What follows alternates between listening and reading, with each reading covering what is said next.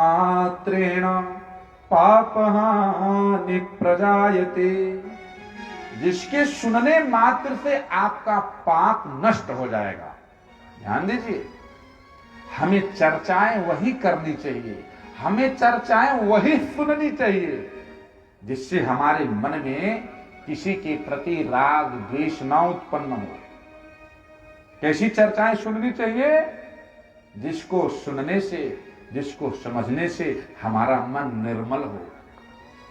मन यदि आपका निर्मल है या कहीं जाने से, कुछ करने से निर्मल हो रहा है, तो आप समझ लीजिए आप साधन कर रहे हो, आप भजन कर रहे हो, आप सही मार्ग पे बढ़ रहे हो।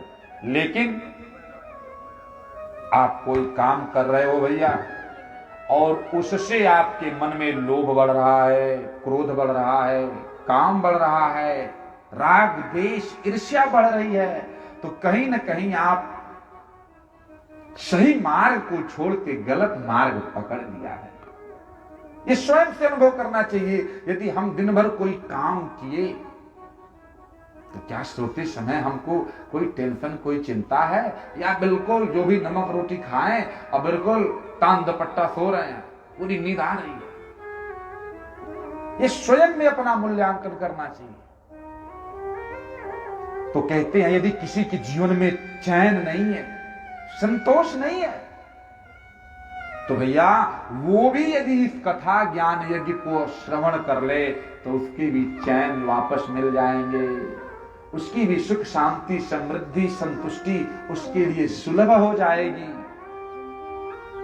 कहते हैं श्रोताओं, एक ऐसा इतिहास, ऐसी चर्चा, ऐसी घटना मैं आपसे निवेदन कर रहा हूं कि जिसको सुनने मात्र से आप निष्पाप हो जाओगे। निष्पाप मतलब आप निर्मल हो जाओगे। निर्मल होना क्यों जरूरी है? निष्पाप होना क्यों जरूरी है? क्योंकि भगवान कहते हैं भैया, निर्मल मन जना सो मोहि पावा, मोहि कपट छल सृजन भावा।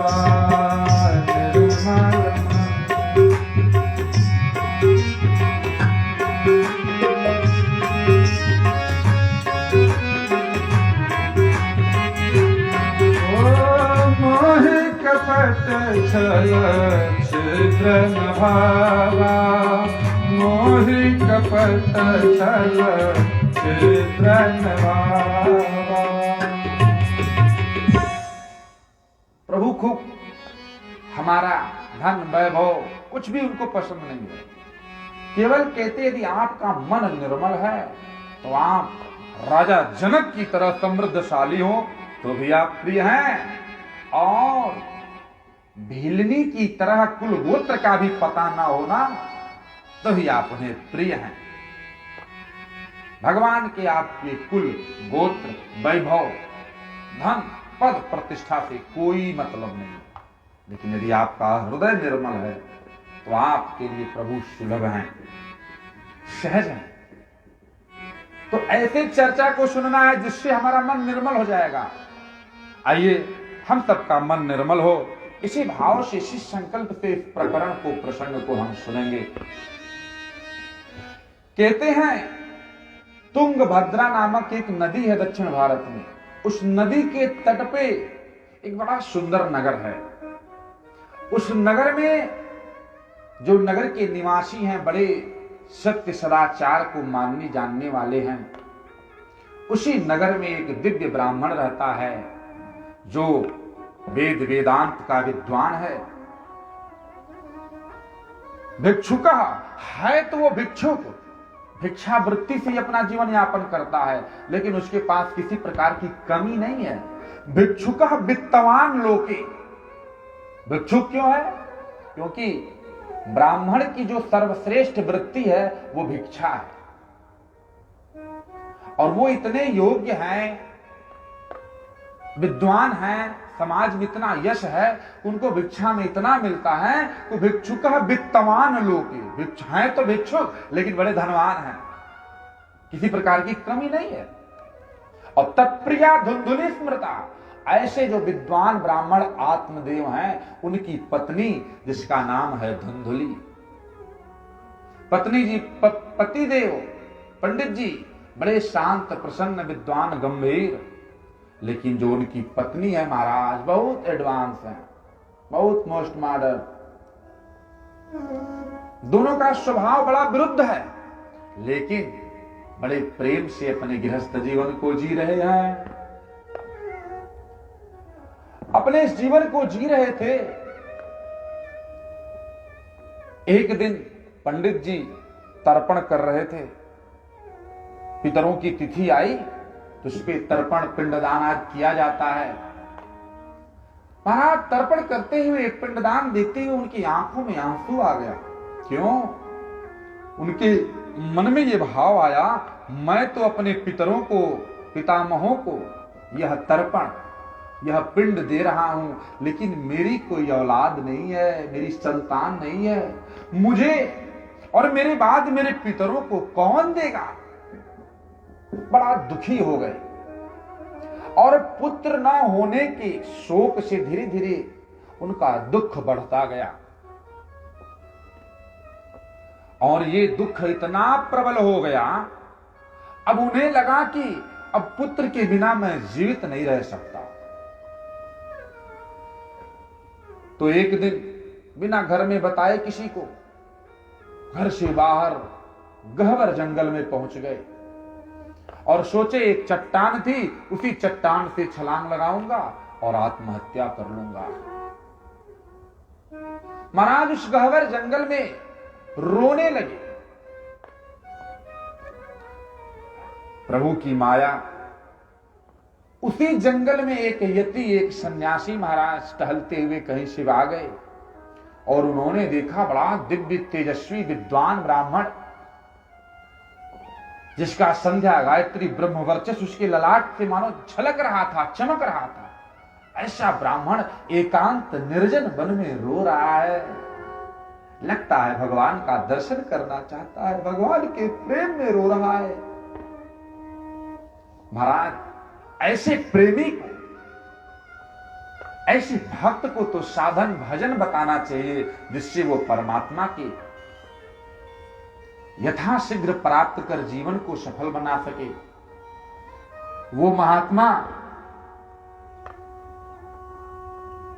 महाराज उस ब्राह्मण के पास पहुंचे और पूछते हैं, कथम रोदिषि विप्रत्वम काते चिंता बलीयसी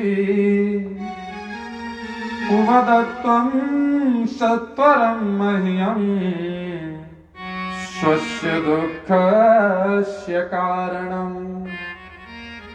हे विप्र देवता, कथम रोदिष, क्यों रो रहे हो? काते चिंता बलीयसी, ऐसी कौन चिंता, ऐसा कौन समस्या संकट आ गया कि जो तुम गहवर वन में एकांत निर्जन जगह में रो रहे हो? अपने दुख का कारण बताओ। जब इस प्रकार उन्होंने पूछा तो महाराज वो विप्र देवता कहते हैं, किम ब्रवीमि ऋषि दुखम पूर्व पापेन संचितम। हे महात्मा, मैं क्या बताऊं, न जाने मैंने कौन सा पाप किस जन्म में किया है। मेरे घर पे मैं जो अपने दरवाजे पे फल फूल लगाता हूं, उन फलों के वृक्षों में, उन पुष्पों के वृक्षों में भी कभी फूल और फल नहीं आता। मेरे दरवाजे पे जो गौ है ना, वो गौ भी कभी बच्चा नहीं दी। और हे महात्मन, हे साधु पुरुष, मेरी भी कोई संतान नहीं है। प्रजा दुखेन शून्यो हम, अपने आगे की वंश परंपरा की जो बेल है ना, वो बढ़ नहीं रही है और पुत्र न होने के दुख से मैं बड़ा शून्य हो गया हूं, जैसे मेरे पास कुछ है ही नहीं। और जीवन जीने के लिए कुछ आलंबन चाहिए होता है, और पुत्र नहीं है तो मानो मेरे लिए कुछ नहीं है। और मैं इसी दुख के समाधान के लिए आत्महत्या करने आया हूं। उन महात्मा को लगा कि ये कोई भगवत प्रेमी होगा, भगवान का भक्त होगा, भगवान के विरह में रो रहा है, और ये तो एकांत निर्जन वन में भी घरे परिवार झंझट में चक्कर में परेशान है। तो फिर भी महात्मा ने सोचा चलो इसको थोड़ा उपदेश करते हैं, प्रवचन करते हैं। तो उन्होंने उनको कहा, अरे तुम तो विद्वान हो, देखने में पढ़े लिखे बुद्धिमान लगते हो, और फिर भी घर परिवार संसार के चक्कर में रो रहे हो। अरे तुम्हें तो यह भी ज्ञान होगा कि प्रारब्ध का लेख कोई मिटा नहीं सकता। यदि तेरे तकदीर में जो होगा वो मिलेगा, तेरे हिस्से का कोई ले सकता है क्या? ईश्वर की न्याय व्यवस्था में तुझे विश्वास नहीं है? अरे खुद पे ना विश्वास हो तो कम से कम ईश्वर के ऊपर तो भरोसा रखो। जो तेरा होगा वो तो तुझे मिलेगा। इस विवेक को जगाओ।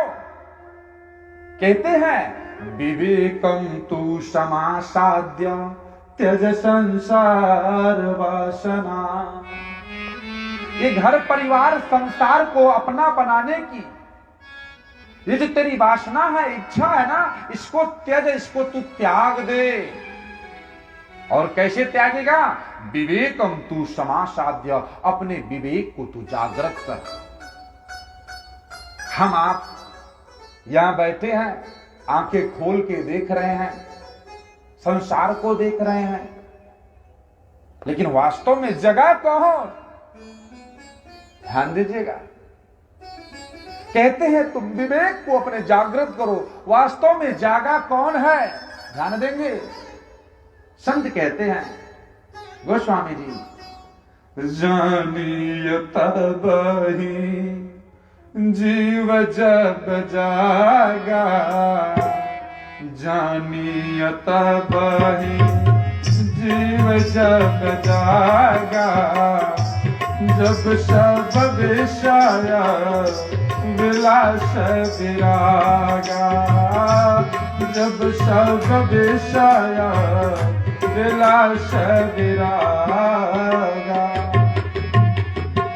ये जीव कब जगा? कब हमको ये मानना चाहिए कि हम जग गए हैं? जब घर परिवार भोग वासनाओं की जो इच्छा है, आकांक्षा है, इससे मन विरक्त होने लगे। अरे बहुत संभाल लिया, बहुत कर लिया, बहुत देख लिया, ये जो अपना पराये का भेद है, ये सब करते करते थक गए, चैन नहीं मिला। न कोई अपना है न कोई पराया है, सब संसार ये माया है। माया क्या है? मैं और मोर तोर तय माया, अजहि बस कीने जीवन काया।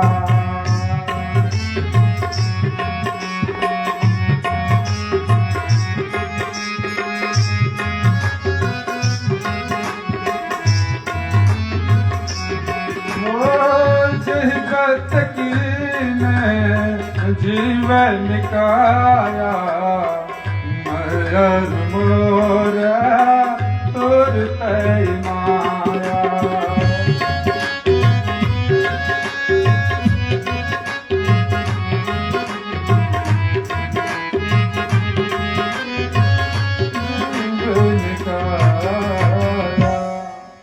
मैं और मोर, मैं और मेरे की जो गलत कल्पना हो गई है। मैं कौन हूं? ईश्वर अंश जीव अविनाशी, इसको हम भूल गए। मेरा कौन है? वह परमात्मा जिसके हम अंश हैं, वो मेरा है और मेरी ये पहचान। इसको भूल करके मैं शरीर हूं, मैं फलाना हूं, फला पद वाला हूं, फला पहचान वाला हूं, और इन पहचानों से संबंधित जो संसार है, घर परिवार संबंध है, वो मेरे हैं।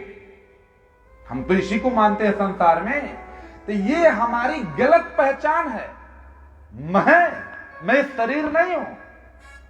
ये तो शरीर की आइडेंटिटी है, जो हमारा आधार कार्ड हमको बताता है, वास्तव में वो मैं नहीं हूं।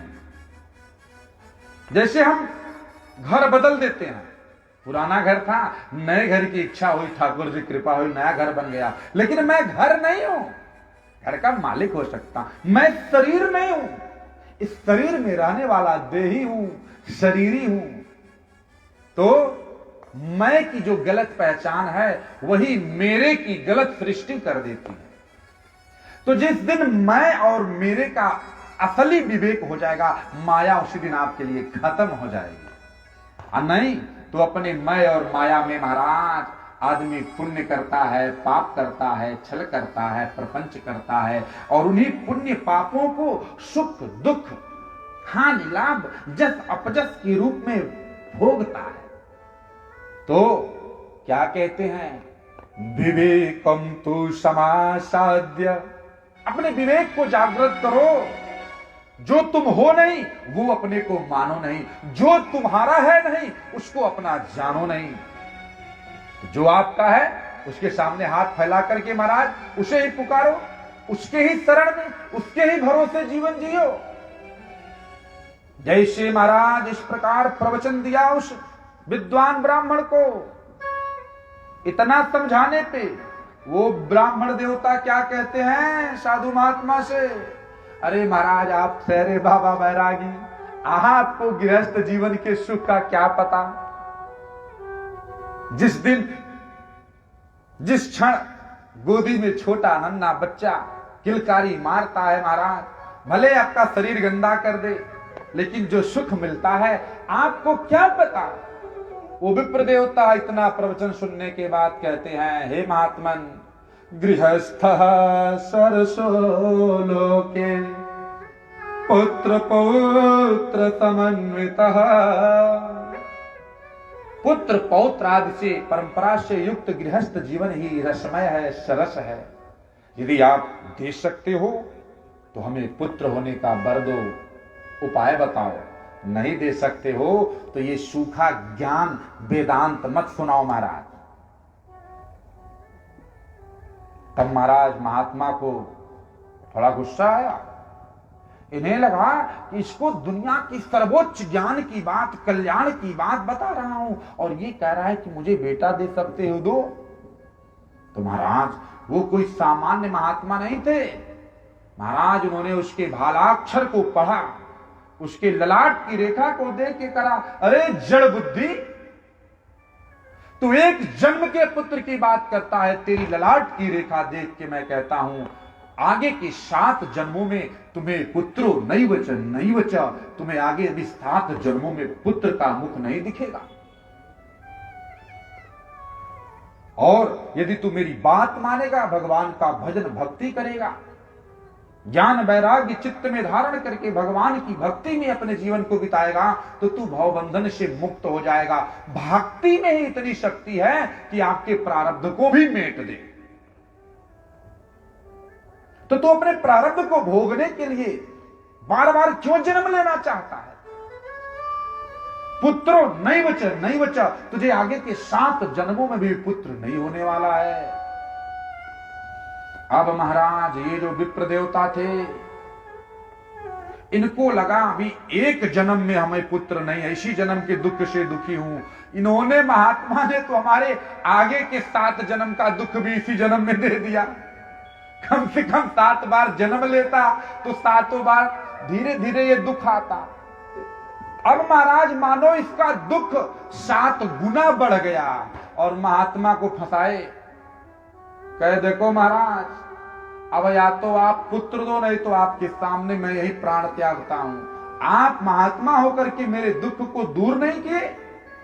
नारद जी जैसा महात्मा था, भक्ति मैया के शोक को दूर करने के लिए इतना उद्यम किया, और आप हमारे पास आके मेरे दुख को 7 गुना बढ़ा दिए।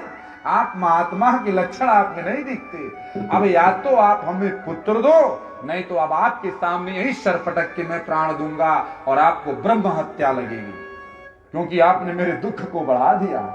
महात्मा महाराज फंस गए कि मैं आया था इस गृहस्थी को सुधारने, और ये अपने चक्कर में हमको भी लपेट लिया, मुझे ब्रह्म हत्या लग जाएगी, अब क्या करूं।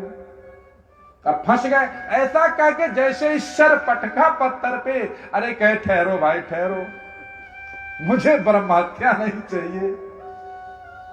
महाराज अपने थैले में हाथ डाले, एक फल निकाले और कहा लो ये फल अपनी पत्नी को खिलाना, ये भगवान का प्रसाद है, मेरा आशीर्वाद है, तुम्हें पुत्र होगा।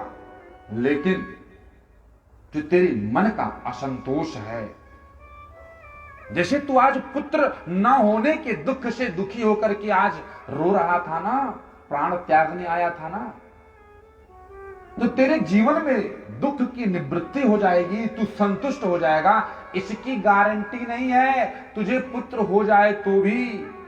इस बात को, जो ज्ञान की बातें मैंने बताई, उसको जरूर याद रखना। उसको महाराज पुत्र होगा बस इतना ही सुनना था, वो तो महाराज लगा नृत्य करने, उन महात्मा की परिक्रमा करके बार बार जय हो महाराज की, जय हो महाराज की दंडवत किया और फल लेकर के अपनी पत्नी को दिया। अब पत्नी तो बहुत एडवांस थी महाराज, जैसे ही पंडित जी हाथ में फल रखे, अब वो सोचने लगी फल खाऊं कि ना खाऊं। जैसे लोग सोचते हैं पूरा रेवड़ा जी के निवासी, आज कथा में जाऊं कि न जाऊं, अभी तो महाराज 16 तारीख तक कथा होगी, मन में आता है अभी तो महाराज का काम है सुनाना, घर बैठे ही सुन लेते हैं, एक आध दिन चले जाएंगे, देख लेंगे महाराज जी कैसे दिख रहे हैं, कैसे कपड़े उपड़े पहनते हैं, आज जाऊं कि ना जाऊं, फल खाऊं कि ना खाऊं, मन में तर्क वितर्क शुरू। अच्छा मानो मैंने फल खाया और पेट से हो गई, और उसी समय गांव में आग लग गई। चाहे गांव में डाकुओं ने आक्रमण कर दिया तो सब लोग तो अपना माल पानी धन खजाना लेके इधर उधर छिप जाएंगे, भाग जाएंगे, और मैं बड़ा पेट लेके कहां दौड़ूंगी, कहां भागूंगी, या तो आग में जल जाऊंगी और या तो मेरा सब धन लुट जाएगा। और कहीं गर्भ आड़ा टेढ़ा हो गया तो गर्भ के साथ साथ मैं भी जान से हाथ धो लूं। जान का बड़ा भय होता है। कोरोना काल में लोगों को बहुत डर लग रहा था जान का अपना, लोग घर से बाहर नहीं निकल रहे थे। तो महाराज उसने भी सोचा कि कहीं अगर आड़ा टेढ़ा गर्भ हो गया तो, और उसके बाद उसने सबसे पक्की बात क्या सोची, अच्छा मान लो इन सब संकटों से बच भी जाऊं, अब जैसे 8वें 9वें महीने वाली कंडीशन बढ़ेगी तो बिल्कुल बेड रेस्ट पे जाना पड़ेगा, और घर का काम करने ननद आ जाएगी, अब वो काम कम करेगी या जितना घर में इधर उधर हमने छुपा छुपा रखा वो सब समेट लेगी। तो महाराज जब तक मैं चुस्त दुरुस्त तंदुरुस्त होगी तब तक तो सारा खजाना खाली हो जाएगा घर का। बड़ा खतरा है इस बच्चे पैदा करने में। मैं तो फल खाने से रही। और दूसरी बात कि भला फल खाने से लड़का होता है? संत के आशीर्वाद पे, भगवान के प्रसाद पे भी विश्वास नहीं, क्या करूं? संशय की स्थिति हो गई। संशयात्मा विनश्यति।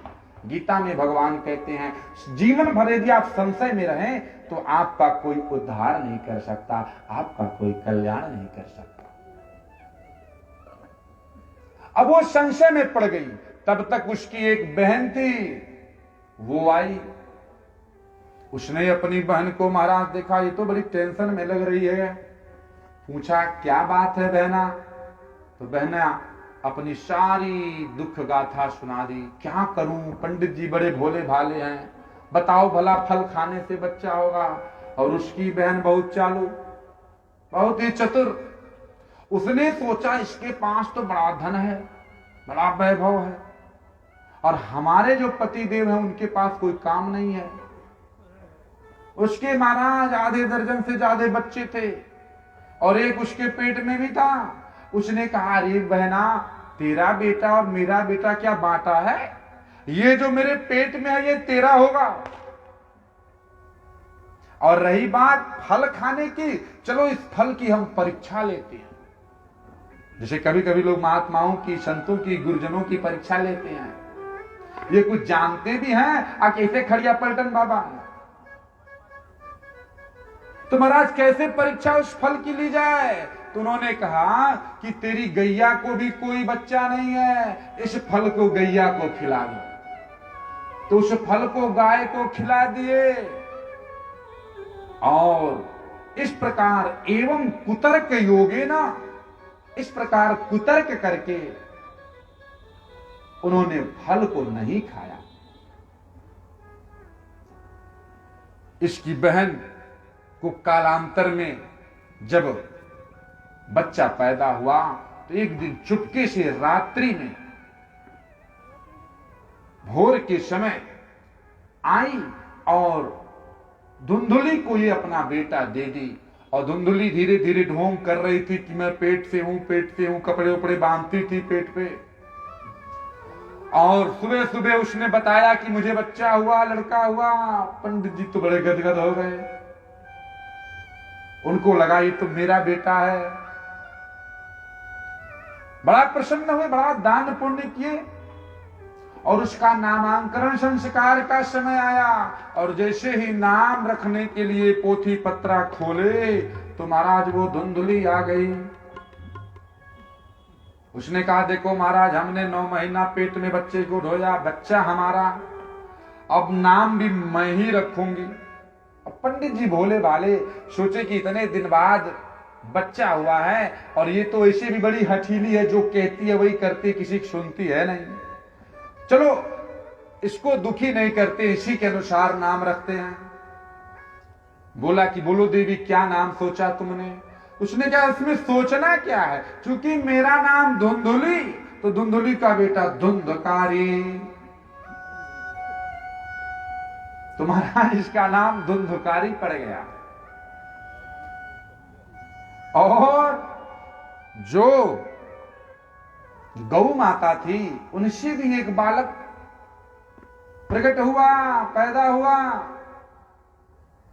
और संत के आशीर्वाद से, प्रभु के प्रसाद से वह बालक सर्वांग मनुष्य का देह लेकर के, केवल उसका कान गौ का था, इसीलिए उसका नाम गोकर्ण रखा गया। गोकर्ण जी महान ज्ञानी, बिल्कुल संत हृदय। लेकिन ये धुंधकारी महाखला, ये जो धुंधकारी था बड़ा जन्म से ही दुष्ट था। ये इतना दुष्ट था कि जब थोड़ा बड़ा हुआ छोटे छोटे बच्चों के साथ खेलता और देखता कोई बड़ा व्यक्ति आसपास नहीं है, अपने से छोटे बच्चों को उठा के कुआं में डाल देता। और महाराज थोड़ा बड़ा हुआ तो तरह तरह की बुरी आदतें, जुआ खेलना, मदिरा पीना, किसी से झगड़ा करना, किसी को लूट लेना, अनायास किसी को तकलीफ देना, उपद्रवी स्वभाव का हो गया। अब जैसे जैसे ये बड़ा होता गया इसके उपद्रव भी बढ़ते गए। अपनी माता को महाराज झगड़ा करता, मारता, पीटता, जबरदस्ती धन ले लेता, घर की सारी चीज ले जा करके बेच दिया, जुआ खेलता, मदिरा पीता, धीरे धीरे घर खाली हो गया। एक दिन अपनी मां से धन मांग रहा था और उसके पास कुछ था ही नहीं कि उसे दे। जब कुछ नहीं दिया तो चूल्हे की जलती हुई लकड़ी उठाया और अपनी मां धुंधुली को जैसे ही दौड़ाया मारने को, और वो अपने को बचा के भागी और चिल्लाते हुए भाग रही है, ये मेरा बेटा नहीं है। ध्यान दीजिए, छल से, कपट से, यदि आप किसी झूठ को भी सत्य बना देंगे ना, फिर आप गला फाड़ के चिल्लाइएगा तो फिर उस झूठ को कोई सत्य नहीं मानेगा। इसका बेटा तो ये था नहीं, इसने अपनी बहन के बेटे को छल से अपना बेटा बना लिया था। इसके पति को भी ये बात नहीं मालूम थी, लेकिन आज जब यह बेटा दुख देने लगा तो महाराज चिल्लाते हुए भाग रही है कि ये मेरा बेटा नहीं है, लेकिन कोई नहीं सुन रहा है। और भागते भागते एक कूप में, एक कुआं में गिर गई और वहीं इसका महाराज गोविंदाय नमो नमः हो गया। अब जो आत्मदेव ब्राह्मण थे, जो बेटा न होने के दुख से रो रहे थे, अब उनको लगा माता जी का तो कल्याण हो गया, अब तो मेरा नंबर है। तो विद्वान थे महाराज, बिना पिटाई के ही घर त्याग दिए। क्या करें, घर से गांव से बाहर निकल के बैठ के रो रहे थे। और रोते हुए अपने पिता को जब गोकर्ण जी ने देखा, ये तो बड़े शांत बैरागी महात्मा थे, संत स्वभाव के थे, तो महाराज अपने पिता के पास जाते हुए कहते हैं, पिताजी आप क्यों रो रहे हो, किसके लिए रो रहे हो? जरा सोचो। आप सोच रहे हो कि आपका पुत्र आपके अनुकूल नहीं है। ध्यान दीजिएगा, कह रहे हैं आपको लगता है, अरे ये संसार को देखो, ये संसार कैसा है। असार खलु संसार दुख रूपी विमोहकः सुतं कस्य धनं कस्य स्नेहवान ज्वलते निशम। पिताजी, असारः खलु संसारः, बड़े खेद की बात है, बड़े कष्ट की बात है, इस संसार में कुछ सार नहीं है। विचार करो, कौन किसका पुत्र है और भला कौन किसका पिता है। अरे इस शरीर का कोई पिता हो सकता है, ये शरीर किसी का पुत्र हो सकता है। इस शरीर में रहने वाला जो शरीरी जीवात्मा है, आत्मा है, वो तो ईश्वर अंश है, अविनाशी है, उसका तो न जन्म होता है न मरण होता है। तो आप अपने अविनाशी स्वरूप को भूलकर इस मैं मेरे के संबंध में फंस गए। अरे इस संसार की वासना को त्यागो।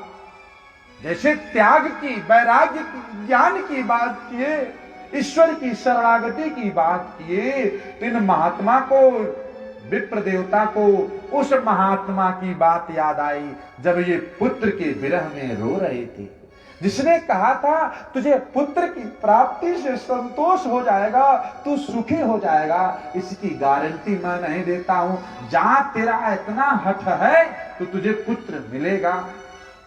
उन्हें उनकी बात याद आई और अपने पुत्र के उपदेश से आज एक पिता विचार करने लगा और कहता है, बेटा ये घर परिवार की आसक्ति में मेरी बुद्धि काम नहीं कर रही है, तू ही बता मैं कैसे वैराग्य को अपने हृदय में पुष्ट करूं।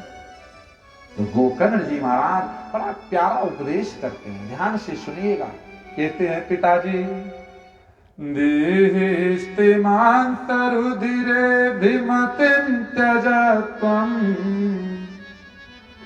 जाया श्रुतादिषु सदा ममतां विमुञ्च पश्यान्नितं जगदिदं क्षणभङ्गनिष्ठं वैराग्यरागरसिको भवभक्तिनिष्ठा।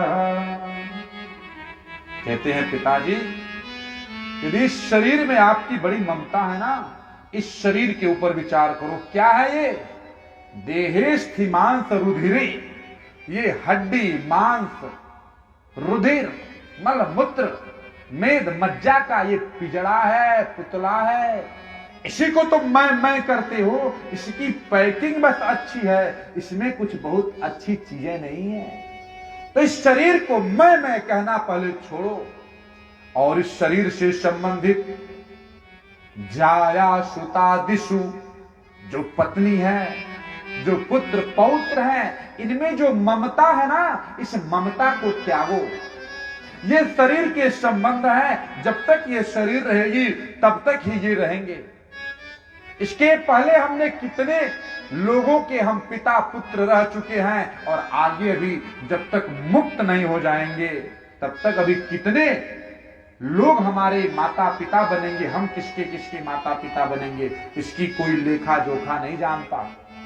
इसीलिए ये जो मैं मेरे की गलत पहचान है, इसको विमुंच, इसको तुम भली बात विवेक पूर्वक त्याग दो, छोड़ दो, और केवल मैं मेरे का नहीं, अपने शरीर और अपने संबंधियों की ही नहीं, पश्यानिशम जगदिदम क्षण भंग निष्ठम, इस जगत को कैसे देखो, इस जगत की स्थिति क्या है। ईश्वर के भ्रुकुटी के विलास मात्र से ऐसे अनंत ब्रह्मांडों का निर्माण हो जाता है, और उनके विलास मात्र से अनंत ब्रह्मांड अपने मूल कारण में विलीन हो जाते हैं। ये सृष्टि कैसी है, ध्यान दीजिएगा। जिसको मैं अपना अपना करके इस घर परिवार अपनी संपत्ति संपदा पे हम मैं का मुहर लगा के दौड़ते हैं, ये सृष्टि कैसी है। गोस्वामी जी विनय पत्रिका में कहते हैं, इस सृष्टि को समझते समझते कोई बिरला समझता है। कैसी ये सृष्टि है। तुलसीदास कह चिद विलास जग, तुलसीदास कह चिद विलास जग, बूझत बूझत बूझे, तुलसीदास कह चिद विलास जग। चित्त विलास, यह चैतन्य का ईश्वर का विलास है। उसकी इच्छा हुई, संकल्प आया तो सृष्टि प्रकट हो गई। कैसे, जैसे हम सभी बचपन में जब हमारी इच्छा होती थी तो हम घर घरौदा बना के खेलते थे, और खेलते खेलते जैसे मन उचटा तो एक लात एक हाथ मारे वो घर घरौदा बिगड़ जाता है। उसी तरह मानो सृष्टि ईश्वर का विलास है, चैतन्य का। तो जब तक इस सृष्टि को, इस संसार को आप सिया राम में सब जग जानी चैतन्य तत्व का विलास के रूप में नहीं देखेंगे तो यह संसार कैसा लगेगा, दुख रूपी विमोहक। फिर जहां जहां सुख के लिए इस संसार में दौड़ोगे, आपको वापसी में, रिटर्न में आपको दुख ही मिलेगा। इसीलिए इस संसार को क्षण भंगुर जानो। ये बना है और क्षण में मिट सकता है, इसको अपना मत मानो। इस प्रकार अपने विवेक को जगा लो, और वैराग्य राग रसिक भव भक्ति निष्ठ, भगवान के अनुराग में, राग में रख के भक्त बन जाओ, ईश्वर के प्रेमी बन जाओ। इस प्रकार जब ज्ञान की, सत्संग की बात दिए तो बड़ा प्रसन्न हुए। आइए बड़े भाव से, यह ज्ञान, यह उपचार हमें सत्संग से ही प्राप्त होता है, भगवान की कथा से ही प्राप्त होता है।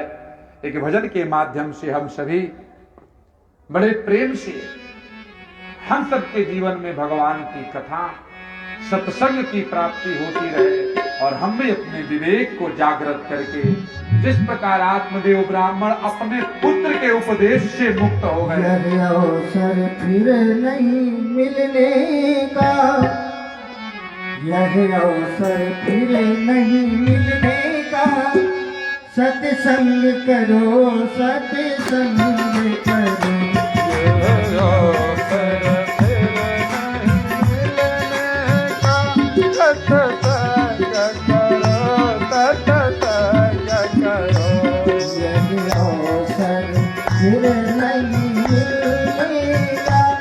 सत्संग करो, सत्संग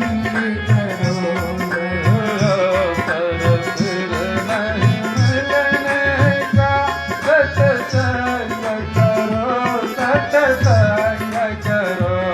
यह बात नहीं भूलने का, यह बात नहीं भूलने का, सत्संग करो, सत्संग करो, सत्संग करो, सत्संग करो।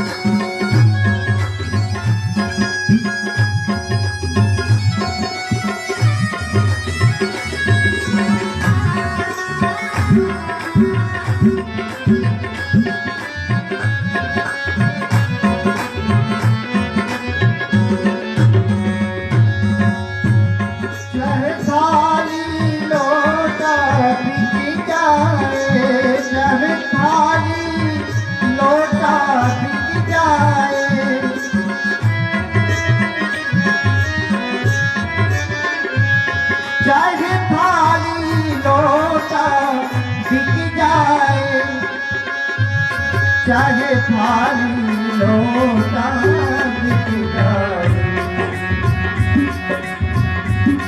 यह वक्त नहीं है भूलने का, यह वक्त नहीं है भूलने का। सत्संग करो, सत्संग करो, भूलने का। सत्संग करो, सत्संग करो।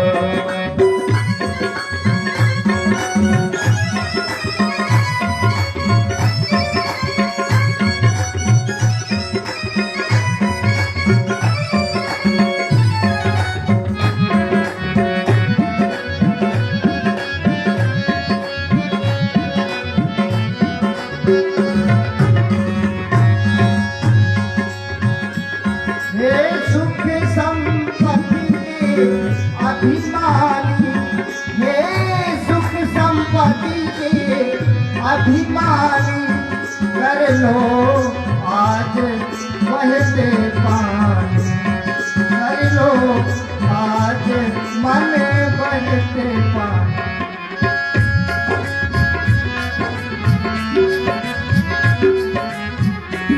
यहाँ चार दिनों की मेहमानी, यह चार दिनों की मेहमानी। सत्संग करो, सत्संग करो, चार दिनों की मेहमानी। सत्संग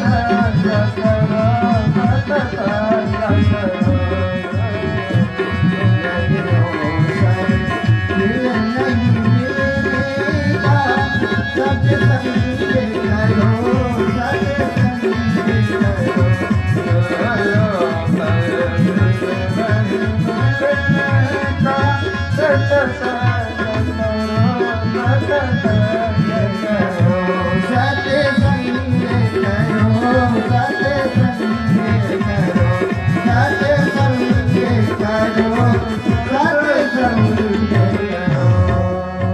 सदगुरुदेव भगवान की जय। आज आपने सुना एक पुत्र के द्वारा जो सत्संग हुआ, उपदेश हुआ, उससे एक पिता को दिशा मिल गई। गोकर्ण जी के उपदेश से आत्मदेव ब्राह्मण सब कुछ त्याग दिए और वैराग्य राग रसिका, वैराग्य के राग में रग गए और गंगा तट का आश्रय लेकर के परमात्मा का ध्यान भजन करते हुए बुढ़ापे के भजन से, भक्ति से महाराज भगवान को प्राप्त करके अपने जीवन को, अपने मानव जन्म को सफल बना लिया। अब ये जो द्वंद्वकारी जो पुत्र था ना, अब कोई इसको रोकने टोकने वाला नहीं था। बड़ा उपद्रवी, इतना भ्रष्ट हो गया अपने आचार विचार से, 5 चंचला स्त्रियों को, वेश्याओं को अपने घर में लाके रख लिया और उनकी इच्छाओं का ऐसा गुलाम बना, उनकी इच्छाओं को, आकांक्षाओं को पूरा करने के लिए चोरी डकैती लूट पाट करते करते एक दिन राजकोष को ही लूट लिया, राजा के भंडार को। वहां से बड़ा धन सोना आदि लूट के लाया। उन 5 स्त्रियों ने जब देखा इसने तो आज बड़ा धन लाया है, मदिरा पी के नशे में सो रहा था, और इन 5 स्त्रियों ने चिंतन किया इतना धन इसने लूटा है, एक न एक दिन इसे राजा के सिपाही जरूर पकड़ेंगे और इसके साथ साथ हम भी जेल में जाएंगे। तो वो महाराज इतनी क्रूरा थी। कौन? वो स्त्रियां। ध्यान दीजिए, जो व्यक्ति केवल धन का लोभी हो, केवल भोग का पिपासु हो, वो व्यक्ति अपने लोभ के लिए कुछ भी कर सकता है। इन स्त्रियों ने सोचा अभी तो ये नशे में है, और ये जागेगा, फिर इसी तरह उपद्रव करेगा और पकड़ा जाएगा तो हम भी इसके साथ बंधन में पड़ जाएंगे। उन पांचों ने निर्णय लिया इस धन को हम आपस में बांट लेते हैं और हम लोग जहां जहां से आए वहीं भाग चलते हैं, और ये फिर खोजेगा, हमको पकड़ेगा, तो लाओ ये नशे में भी लेटा है, इसका गला घोंट देते हैं, इसको मार देते हैं। और जैसे ही चारपाई पे लेटे हुए नशे में मदमस्त उस धुंधकारी के गले को ये दबाने लगी, तो ये इतना प्रचंड था इसका प्राण नहीं निकले। अब वो घबरा गई, जैसे नशे से बाहर आएगा तो हम सबको तो ये छोड़ने वाला है नहीं। अब तो महाराज उन कठोर हृदया स्त्रियों ने रस्सी से उसको पूरे चरपाई में बांधा और अपने घर के चूल्हे में खूब आग जलाई, अंगार तैयार किया, और अंगार महाराज बिल्कुल किसी बर्तन में भर के उसके सर पे ले आके जलते हुए अंगार रख करके उसके सर को जलाया, तड़पा तड़पा के उसको महाराज मार दिया। और जब धुंधकारी इतनी घोर मृत्यु को प्राप्त हुआ तो बड़ा घोर प्रेत बना। प्रेत योनि बड़ी पीड़ा देती है। क्यों पीड़ा देती है? क्योंकि भूख प्यास तो बहुत लगती है, लेकिन भूख और प्यास को मिटाने के लिए हमें स्थूल शरीर चाहिए, व्यवहारिक शरीर चाहिए, जिससे हम भोजन करें, पानी पिए। भूख और प्यास प्राणों का धर्म होता है, और जब प्राण शरीर से निकलता है ना, लोग कहते हैं इनके प्राण निकल गए, तो प्राण शक्ति अर्थात जो हम खाते पीते हैं उसी से प्राण शक्ति जागृत रहती है, और भूख प्यास प्राणों के कारण ही लगती है। तो जो सूक्ष्म शरीर होता है उनमें प्राण होते हैं, तो प्राणों को तो भूख प्यास लगती है, और भूख प्यास की पीड़ा तो महाराज जिसको भूख प्यास लगती है वही जानता है। अब मान लो किसी को भूख प्यास केवल लगती ही है, कुछ खा पी सकता ही नहीं वो, तो वो कितना पीड़ित रहता होगा। ये जो प्रेत होते हैं ना, शरीर छोड़ने के बाद हम लोग पिंड देते हैं, दरवाजे पे पिंड देते हैं, रास्ते में पिंड देते हैं, घाट पे पिंड देते हैं, और 10 दिन पिंड देते हैं। तो इन पिंडों को उन मंत्रों से देने से जो वह जीवात्मा होता है उसको तृप्ति मिलती है, उसके लिए वो आहार का काम करते हैं। और 10 गात्र वाला जो सपिंडन पिंड होता है, अब उसके बाद उस जीव की जो यात्रा होती है, जिस लोक में जाना होता है, तो रास्ते के जाने का एक शरीर निर्माण होता है, और सारे पिंड उसके रास्ते की मानो खुराक होते हैं। कब उसको नाश्ता करना है, कब पानी पीना है, कब भोजन करना, ये सबकी प्रक्रियाएं हैं। अब आज के विद्वान लोग जो भी गांव घर में होते हैं उसकी वैज्ञानिकता को जानते नहीं है, इसीलिए पितृकर्म लुप्त होता जा रहा है। और इस पितृकर्म के लुप्त होने के नाते घर में बड़ी पीड़ाएं आ गई हैं। कोई परिवार सुखी नहीं है, कोई बीमारी से परेशान है, तो कोई घर के कलह से परेशान है, और इन दोनों से यदि कोई बच गया तो महाराज कोर्ट कचहरी से परेशान है। शकुन किसी को नहीं है। क्यों? क्योंकि जो हमारी पुरातन सनातन परंपरा है, पितरों को प्रसन्न करने का, उनका आशीर्वाद लेने का, और उनके आशीर्वाद से सुखमय, समृद्धमय, स्वस्थ जीवन जीने का, उस परंपरा से हम उल्टा रास्ता पकड़ लिए हैं। हम तो सोचते हैं किसी तरह हमारा अकाउंट का बैलेंस इतना हो जाए कि 7 पुश्त हमारी खाए बैठ के, घर गृहस्थी, घर मकान, घोड़ा गाड़ी ऐसा हो जाए कि कोई देखे तो कहे हाँ भैया। हम ये नहीं सोचते कि एक मुट्ठा महाराज जौ के आटा, थोड़ा सा चुटकी भर तिल, थोड़ा सा गाय का दूध, एक किसी विद्वान को बुला करके अपने पितरों को, पूर्वजों को यदि हम विधि विधान से पिंडदान दे दें, तर्पण दे दें। आप नियम से करिए अपने तिथि पे, हर अमावस्या को केवल तर्पण विधान से किया करिए, देखिए आपके घर की आधा पैसा जो इधर उधर बर्बाद हो रहा है, दवा में, कोर्ट में, कचहरी में, कला में, वो बिल्कुल जाना बंद हो जाएगा। तो महाराज अब ये सारे कर्मों से रहित हो गया था और इसकी घोर मृत्यु हो गई, प्रेत बन गया। प्रेत योनि को बोलते हैं आतिवाहिक शरीर,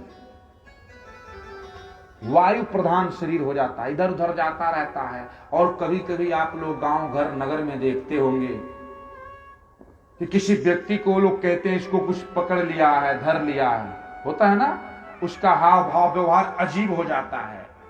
ऐसे किसी अपवित्र अवस्था में वह व्यक्ति होता है और कोई पतित योनि में पड़ा हुआ पातकी प्रेत जब उसके शरीर में आविष्ट हो जाता है ना, तो उतने क्षण थोड़ी उसको तृप्ति मिलती है। और वो व्यक्ति इस शरीर में एक ही जीव रह सकता है, दूसरा जीव आ जाता है तो वो कंफ्यूज रहता है। जैसा उसका हाव भाव व्यवहार होना चाहिए वैसा नहीं होता है। फिर क्या होता है, झाड़ फूंक होती है तब उसको छोड़ता है। तो ये जो प्रेत योनि होती है बड़ी पीड़ा देती है। और ऐसी पीड़ादायक भूख प्यास से आकुल व्याकुल योनि में यह धुंधकारी बड़ा पीड़ित था। एक दिन की बात है, गोकर्ण जी महाराज तो संत हो गए, महात्मा स्वभाव से ही थे। तीर्थाटन करते, सत्संग करते करते महाराज बहुत दिनों बाद अपने गांव के पास से गुजर रहे थे। उन्होंने सोचा चलो अपने गांव घर में थोड़ा देखते हैं। देखा कि घर तो खंडहर हो गया है। उसी खंडहर जैसे अपने भवन में थोड़ी सी जगह साफ किए, कुछ चटाई आसनी कुछ उस बिछाए और लेटे। मध्य रात्रि में महाराज बड़ा अद्भुत स्वप्न देखा। क्या देख रहे हैं, एक भेड़ कभी बकरा बन जा रहा है, कभी भैंसा बन जा रहा है और बड़ा उद्विग्न है, बड़ा बेचैन है। उन्होंने मन में अनुमान किया, अयम कोपी दुर्गति कहा, लगता है दुर्गति में पड़ा हुआ ये कोई प्रेत है।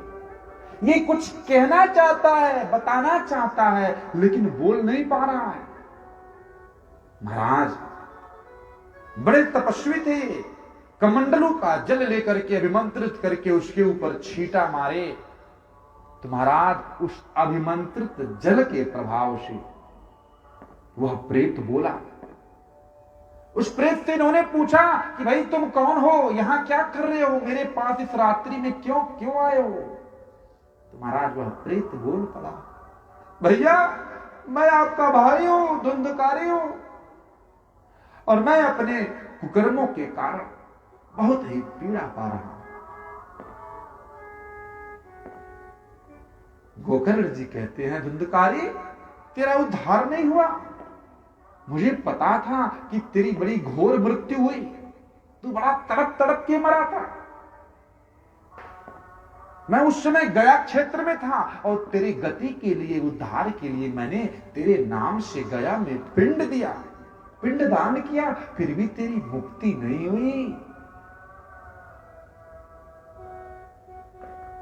तो महाराज धुंधकारी कहता है, भैया गया श्राद्ध शतेनापि न मे मुक्तिर्भविष्यति। एक नहीं 100 गया श्राद्ध कर डालो तो भी मेरी मुक्ति नहीं होने वाली है। क्यों? क्योंकि मैंने अपने जीवन में, व्यवहार में तो छोड़ो, मैंने तो स्वप्न में भी कभी कोई शुभ काम नहीं किया, सेवा का काम नहीं किया, किसी के भला का काम नहीं किया। जीवन भर मैंने कुकर्म किया, पाप किया, अनाचार किया। मैं बड़ा नंबर 1 वाला पापी हूं, पातकी हूं, पतित हूं। मेरे लिए कोई बहुत बड़ा उपाय करो, बहुत श्रेष्ठ साधन करो जिससे मेरा भी उद्धार हो जाए। भैया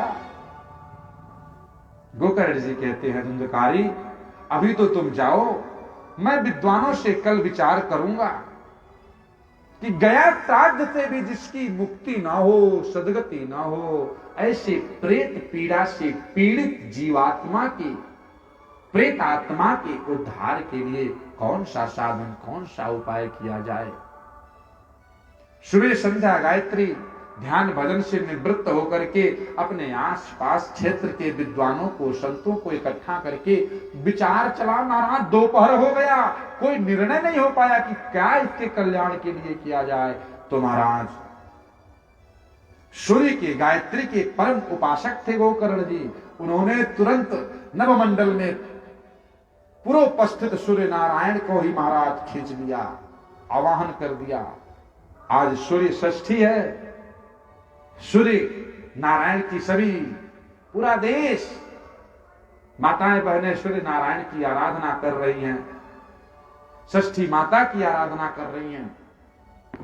यही सूर्य नारायण आज गोकर्ण जी के आवाहन पे स्वयं प्रकट हो गए। और सूर्य नारायण से जब उन्होंने उपाय पूछा, समाधान पूछा, तो श्री सूर्य नारायण कहते हैं, श्रीमद् भागवतान मुक्ति सताहं वाचनम कुरु इति सूर्यवचः सर्वै धर्म रूपम तु विस्तृतम। परम धर्म, परम साधन के रूप में सूर्य नारायण के इस वचनों को उन लोगों ने सुना। जब वो सभा बैठी थी, इस प्रेत की मुक्ति के लिए कौन सा उपाय किया जाए, तो सूर्य नारायण ने कहा, श्रीमद् भागवतान मुक्ति। इसकी मुक्ति, इसकी सदगति केवल भागवत कथा से ही हो सकती है। तो महाराज